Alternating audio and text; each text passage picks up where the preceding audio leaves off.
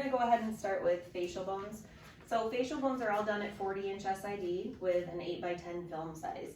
If you look in the book, it will say 8x10 or 10x12 for some of the views. That's either one would be fine, but 8x10 works just as well. So as far as dressing instructions for facial bones, you're gonna want your patient to remove everything from the neck up, necklaces, earrings, glasses, removable dental work, hearing aids, bobby pins, hair ties, anything like that, even tongue rings or nose rings, earrings, or eyebrow rings even. Everything from the neck up off. We want to ask history for the patient. If it's facial bones, they might have had an injury. What happened? Did you have an injury? How long ago? Have them point to the area of interest. When we do the lateral, some facilities are going to do both laterals, right and left. Some are just going to do the affected side. So if it's facial bones and they had an injury to the right side, then that's what we would do. If they haven't had an injury, just what's going on, the reason for the exam, how long it's been going on. You can ask too, sometimes with head injuries, we'd like to ask if they have any headaches since, dizziness, or like vision changes are good questions to ask. Usually for the facial bones, I start with the PA Caldwell because that's the one with my angle on it, and then I go on from there. Even though the board's clean, I like to use like a paper towel or something as a barrier because for a couple reasons. One, I wouldn't want to touch the board with my face, and it helps me be able to slide the bucky up and down with a little bit more ease. So go ahead and turn around and face this board for me and put your forehead and nose up against that board. So I'm going to angle my tube down 15 degrees caudal. And then what I need to do is I need to make sure that my lines are correct. So for the PA Caldwell, I need to make sure that my OML or my orbital meatal line is perpendicular to the II. So right now it's not. I need to have my patient tip your chin down a little bit more. A little bit more. Good, right there.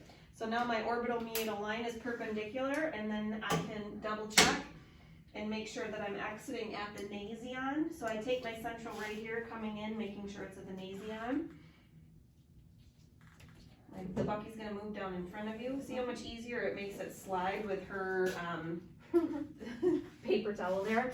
I'm gonna put my right marker on the right side, and then I need to come back here and make sure that I'm centered to the mid-sagittal plane, which I'm not. So I'm gonna slide your chair just a little bit this way. It's really important to be at the mid-sagittal plane so you get equal right and left sides. Then I'm also gonna feel on her mastoid. So I'm gonna feel on the back of your head just a little bit here, and I'm gonna use both of my fingers to touch the board so that I can find out if I'm equal distance to the IR, so that shows that there's no rotation. So once she's all set up, I'm just gonna tell my patient to hold their breath, don't breathe, don't move. Now we take that exposure. After the PA, I'm gonna take my angle off for the Caldwell, and then I'm going to do the waters. So I'm going to have my patient bring their chin up and touch the board. So for this one, I want to make sure that the mental meatal line is perpendicular. So that's from the mental point or the top of the point of the chin.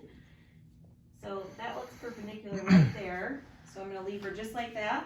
And then I'm going to raise my tube up so my central ray is exiting at the acanthion. The board's going to raise up in front of you just a little bit. I'm going to make sure that my right marker is still in the light. I'm going to check from the back to make sure that I'm still centered on the mid-sagittal plane and that she's not rotated at all. And then I would have my patient hold their breath, don't breathe, don't move. And then I would go into the modified waters, which is going to show us a less distorted view of the orbital rim. So for this one, we want the lips meatal line perpendicular. So that's at the junction of where the lips meet to the EAM. So you're actually going to have your patient tip your chin down a little bit so your lips are kind of on that board. And then I'm going to make sure that my lips to my EAM, my LML is perpendicular. And then I'm still exiting at the acanthion, so I'm just going to make a small adjustment there. This board's going to lower down just a little bit here. One last time, I'm going to check that mid-sagittal plane, make sure there's no rotation. And I'm going to have my patient hold their breath. And don't breathe. And then we're going to go to the lateral. So for the lateral, you don't want to put the patient in a true lateral position because it's going to create OID. So what you want to do is have your patient angle about 45 degrees. We're going to pretend her right side is the affected side. So go ahead and turn your body a little bit more towards me. You might have to move on that side of the bar. And then turn and look right at me. Put your right side up against that board. So for facial bones and sinuses, we can still keep our film lengthwise because we don't need the width. We're just getting that anterior portion. So our central ray point is right on the zygoma or the cheekbone, or you can also use midway between the outer canthus and the EAM. So I'm going to bring her forward just a little bit here. Slide your whole body forward, good, right about there. But it's also really important, this is going to lower down, to ensure that she's truly lateral. And the way to do that is to make sure that the interpupillary line is perpendicular to the IR and the mid-sagittal plane is parallel to the IR. So you really need to get down and look at them. And I'm going to have you turn your head out this way and tip your head out just a little bit. No, follow mine. There you go. Good. All right, good. Just like that. Sorry, that's falling. So the right marker's out here. I'm centered on her zygoma. I'm going to have light to about the back of the ear and the top of the forehead. That's fine because we're just trying to visualize those facial bones. And then I'm going to have my patient hold nice and still just like that. And then I would take that exposure. Okay, you can stop there. Okay.